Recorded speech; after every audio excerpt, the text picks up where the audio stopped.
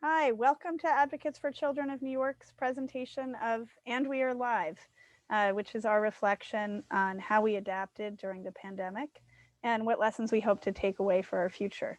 I'm Kim Madden. I'm the Director of Family Support at Advocates for Children, where I've worked for 15 years. I'm also the parent of a teenager who has a complex neuromuscular disability, and he attends a typical New York City high school on a 6-year plan for graduation. Joining me today is Liliana Diaz Pedrosa.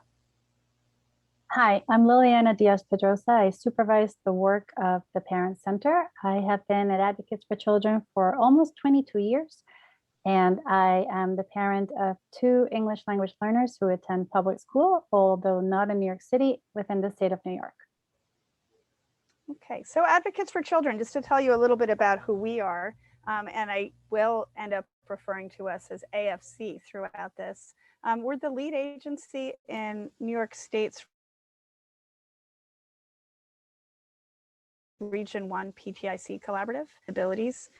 And we provide direct assistance to parents and professionals, including legal representation to low-income families, as well as working on a systemic level to help ensure that all New York City school children have access to a quality education. Parents and professionals reach out to us through our helpline, our email, or they find out information on our website, where we have guides and resources in a number of languages. Now, I know that today we're going to be talking about our experience through the pandemic, but I also know that all of you have obviously gone through dramatic changes during this time, both personally and professionally. We're going to go through our experience in New York City. New York City, as you know, was the epicenter of the pandemic when it first began, and we faced a sudden shift from in-person to virtual services. In sharing our progress and our setbacks navigating the ever-changing normal, we hope to engage other PTICs in a conversation that generates tips and ideas for informing families about their rights to entering a back-to-school season that's unlike any other.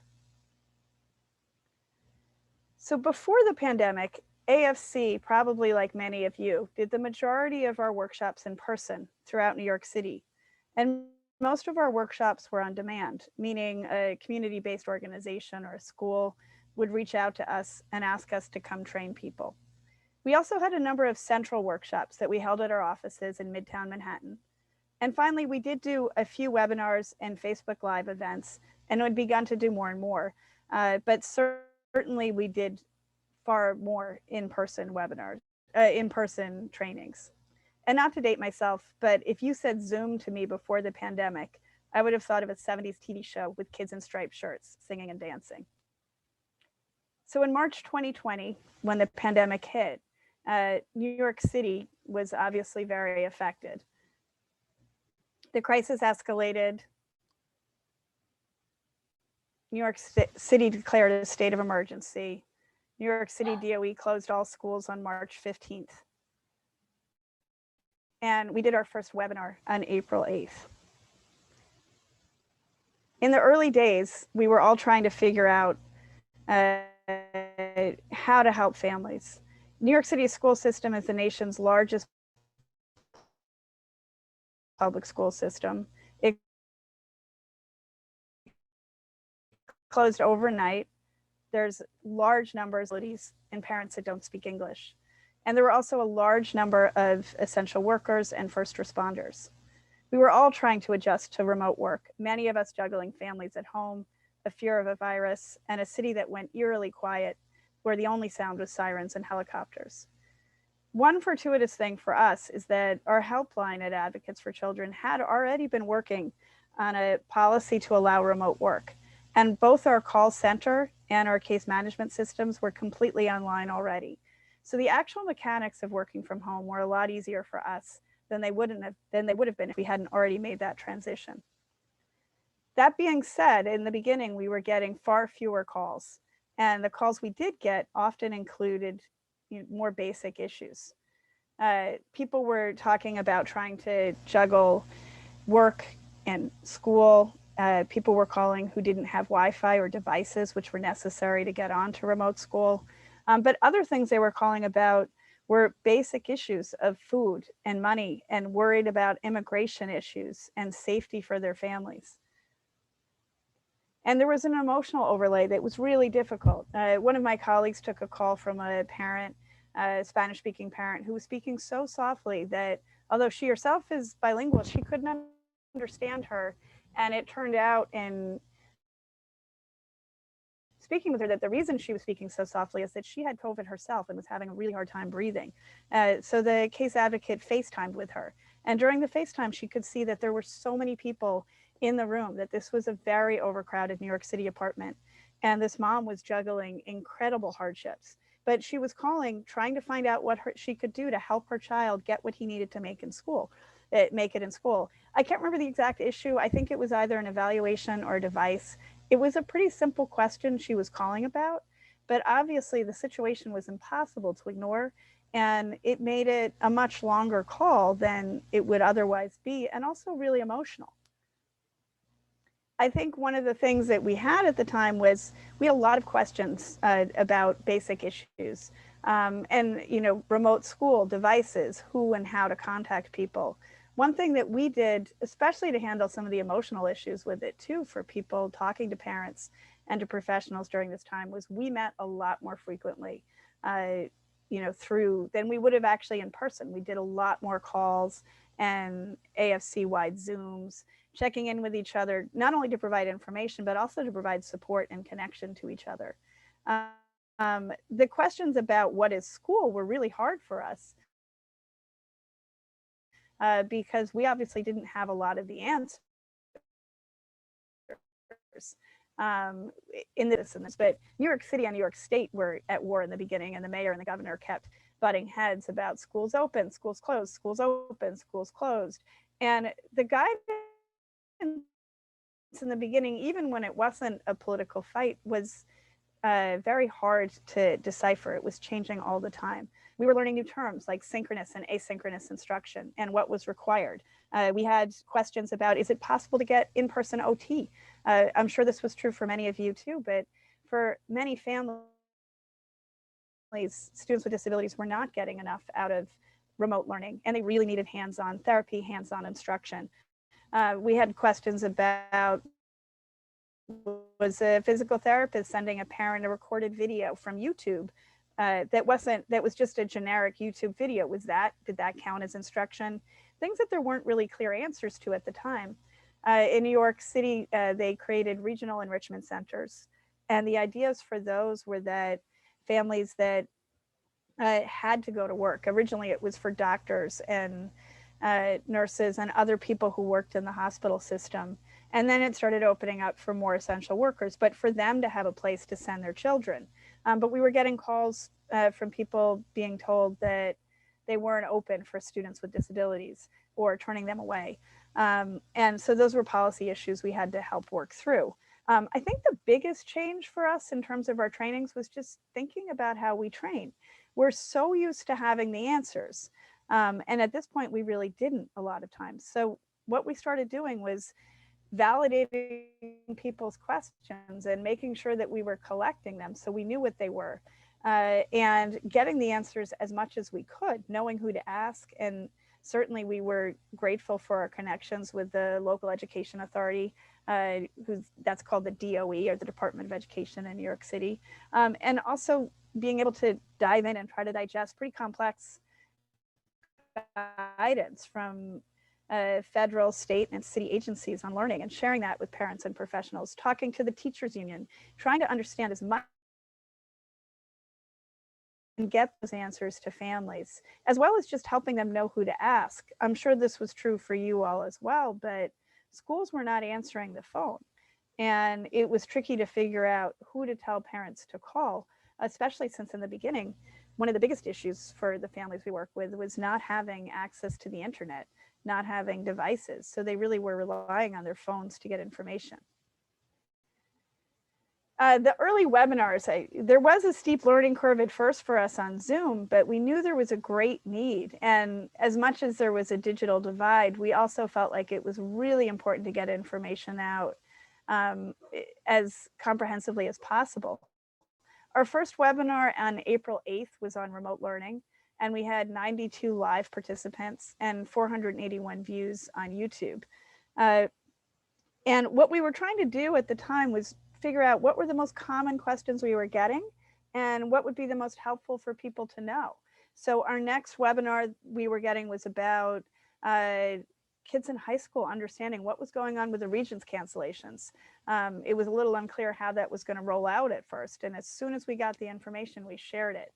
And that was also true for grading during COVID. So we had a grading during COVID webinar because people were wondering and concerned about being held over because they couldn't log on, or not being held over when they needed extra help, not getting the help that they needed. In mid-May, we had an early childhood education webinar, and that obviously for really young students, young children, their families were really struggling with how to help them. And overnight, we're trying to teach early literacy and counting and things that before they'd relied on their preschools to do. That turned out to be by far our most popular webinar. We have 16,000 views to date. And I think a lot of that is because with these webinars, we have a lot of professional connections as well, particularly in early childhood. And so that was something where people were really sharing that link over and over again. So during this time, we really were trying to change rapidly, completely revamping how we train, thinking about how we provide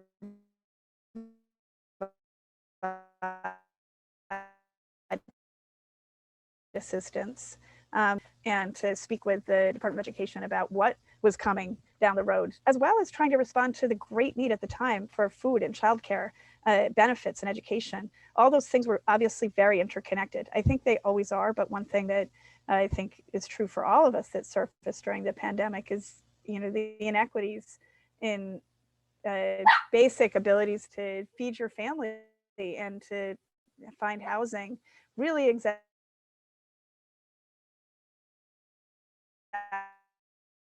exacerbated the ability. Okay, now I'm going to turn this over to Liliana Diaz-Pedrosa. Oh, I'm sorry, I'm doing the slide still. So adapting to the new normal. This is part of what I just said. But we did shorter webinars. We started finding that it was really important to be as concise as possible and make sure that people had the information they needed. We tried different formats. We tried live sessions, recorded sessions, Q&A sessions after live sessions. One of our projects, the Immigrant Student Rights Project at Advocates for Children, started a WhatsApp group for clients they had, both present and past clients, where these are clients that speak a whole lot of different languages and were having the hardest time navigating the system because so much of the information that was getting put out was on websites and was in English, frankly. And I think that the Education Authority tried to do a better job of translating things, but initially a lot of the information was very hard for families to navigate if they didn't have devices and if they didn't speak English. We also just tried to share the questions we heard and the answers we know. Okay, now Liliana is up. Hello. Hello, everyone. So new school year, new approaches. So during the summer, we started making sense of what worked and what did not work to reach families at this stage of the pandemic. With information and policies about the new school year constantly changing, we were prepared to at the very least implement what we knew had been successful to then disseminate information. In creating content, we also had to consider various factors. We shifted our focus to a more expansive view of every need we could anticipate to make sure to always include childcare, food, education, as well as other pieces that parents were asking for. During the crisis, there was no way to address one without addressing another. They were all very interconnected. We were also aware of a widening digital divide, a more modern digital divide. So we knew there were families who were not tech savvy, but we also knew about families who were, but did not have internet access or data plans that could support more than the essential use of their devices. Also, we knew that families were not often included in conversations. And so we sought to answer questions and propose questions that parents could also ask for themselves. And that all comes out to how we presented the information once we created it. We soon settled on Zoom, our online platform of choice. It is free for users. It is easy to use with smartphones. You can call in, so there's no need for video. You can cross-post on Facebook and other social media. You can save the presentation, archive comments, and there are standard features like live interpretation lines for interpreters to connect. And they're developing new systems as well. But we also tried other platforms, new things. So for example, phone trainings. As Kim mentioned earlier, the WhatsApp group, so texting information to parents through the WhatsApp platform, to try to bridge that digital divide and try to overcome the webinar fatigue and the general burnout that we were sensing from parents who were giving up. There's just too much happening at the same time. Another thing that we tried was predictable broadcasts. So like in the old days, I think Kim, you need to go back one slide. Like in the old days, when we used to tune in to a favorite show, remember that? Parents now could tune in to, for example, our live back to school webinar series at a set time that we recorded for future viewing as well. And then that takes us to our archived indexed webinars. So we had our webinar series as well as everything that we broadcast on Facebook Live or any other media, we archived, we indexed, and generally placed on our YouTube page. And then we would do things like follow-up live question and answer sessions. So where parents who had watched our pre-recorded webinars could come and ask questions. And also we would have live Spanish and English webinars on discrete subjects like early childhood, kindergarten admissions, etc., so that parents could also log on to catch the recorded webinar, but live, and then ask the questions there. Okay, now the next one. So what has worked? Less is more. Simplifying information where we can. For example, you may have noticed that we use very little words on the slide. On the slides, we try to speak as much as we can to try to explain the information in different ways. We use simple language on the slides. We have more conversation type information, more examples and storytelling. So similar to what Kim did to demonstrate the different layers of an emergency FaceTime call during this time. We do, of course, use a lot of graphics, word art, and images that might be helpful to capture attention and focus, but we make sure to use alternate text and sufficient contrast to ensure accessibility. Captioning is something that allows for a different way for audiences to engage beyond the use for those who required it as an accommodation. So for example, if you're an English language learner, the captions are really helpful to understand information through accents that you may be unfamiliar with. We broadcast over multiple platforms. We offer different media so that there are more follow-up opportunities, more ways to engage, more support.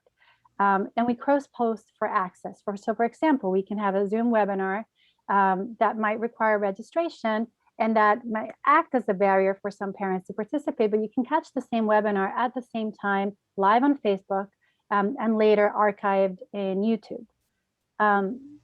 Language access is something that was particularly important to us as we serve a city that has so many distinct languages. So we tested out interpretation and settled on the idea that simultaneous interpretation, so continuous interpretation as the interpreter is speaking, was much better than consecutive interpretation, which is more halting. So for example, you speak, I stop, and then the interpreter interprets.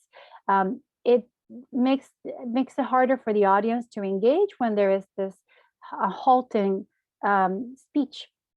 And Zoom platform allows the user to choose multiple audios if available. So for example, you can assign an interpreter to an audio line that the user then selects, and then the main speaker continues the presentation in the main language, in this case it's English, while an interpreter offers the target language in a different audio. We coupled that with translations into high incidence languages of documents with long shelf lives. So for example, graduation requirements or promotional policy during the pandemic would have a long shelf life. So the presentations around those themes would have companion pieces that we can have translated into the target language for the parent use. And here's a trick that we actually discovered a little later in the pandemic. So say you paid for an interpreter and you want to archive the target audio presentation to use in the future. What you would do then is assign a co-host to your presentation and have that person listen into the target language audio. That person can then save the whole presentation to their computer in the target audio language, and now you can archive the presentation in that secondary language. So for example, Kim is presenting and I am a co-host and we hired a Spanish interpreter. I choose to listen into the Spanish audio and then I save the presentation to my computer. The presentation with the Spanish audio only is now available from my computer to be shared. So we post it up and I think that's pretty neat. And then finally, we found that when sending information, because things were changing so much, it was useful to send a link for information that changes constantly. For example, enrollment or where to find your meal center. So instead of a hard copy emailed out or provided to participants via a hard copy, we would provide a link so that we could update the information, and each time they access the link, they have more updated, fresh information rather than something that was outdated. And now we can go to the next slide, please. The final product when you're indexing the presentations might look something like this. We wanted to show you what an archive video may look like and some features that we like. This is a slide that has a screenshot of our first presentation on remote learning.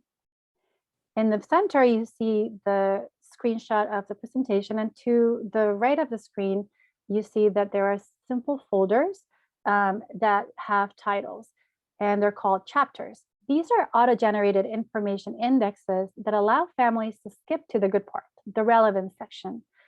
So for example, today's agenda, we don't really need to see that. We're going to skip down to COVID-19 resources, and the parent can just click on that part of the folder and get to that specific point that they want to start hearing.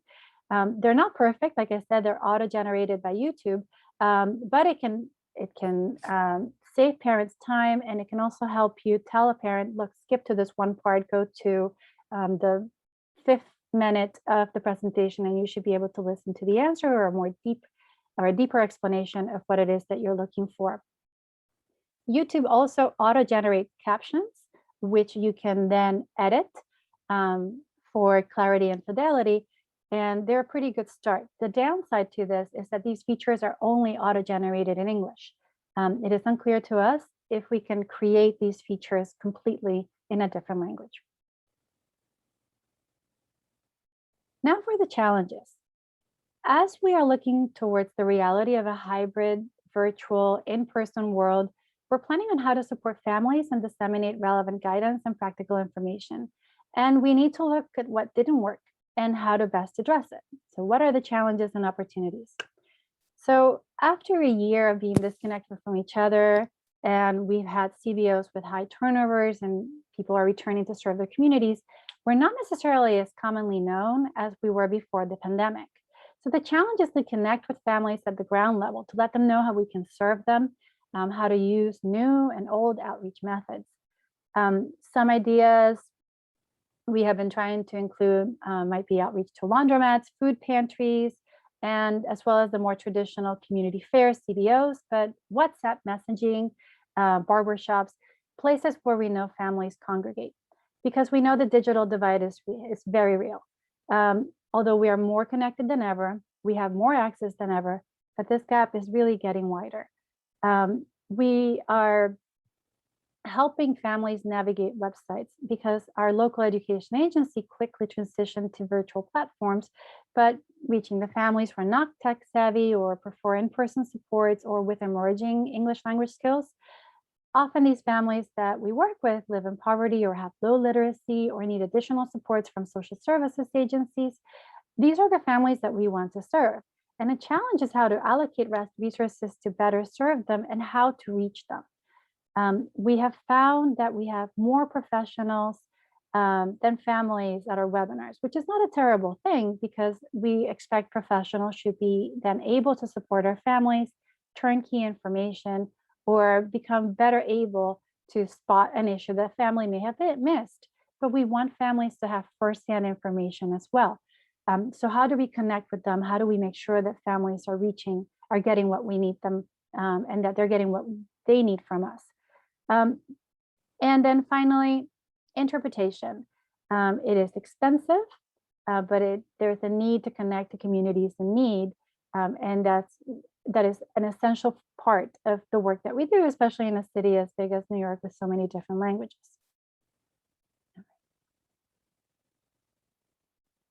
Now, in transitioning to what we think is going to be the 2021 to 22 school year, what we hope is going to be the transition year to finally post-pandemic life, there are many open questions and considerations.